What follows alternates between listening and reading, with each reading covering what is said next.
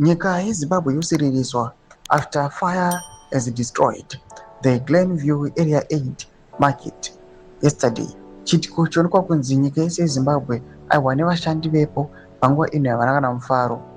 Panguva ino iri kuonekwa kunzi even the government panguva ino munyika yeZimbabwe is not taking serious kuti modernize the societies where people are staying and where people are working in order to find something to eat. Zarapena mashoko obuda panguva ino the cause inoonekwa kunzi fire has destroyed Glenview Area 8. Don't subscribe or like on the bell icon.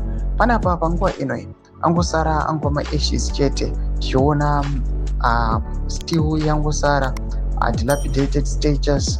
Panguva ino tinopinda paHarare the Herald Zimbabwe vanobudanira achiti child remains at a twisted corrugated iron mark the scene at Glenview Area 8 following a devastating fire that swept through the market stores last night.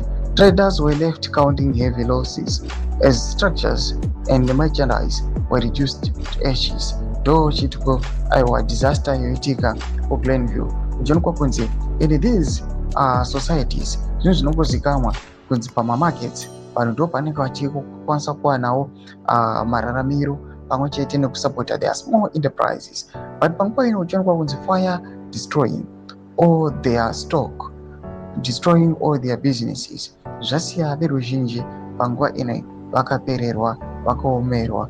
Panguva ino kuri kuonekwa kunzi inguva yezvigananda, people who flaunt flamboyantly vachiinda kuma-international trips vachinoenjoya, but the societies achisara achisiririswa kudai. Pinda comment section yedu dzofungira email kuti pamusoro pechitiko ichi. So subscribe or like, chit on the bell icon.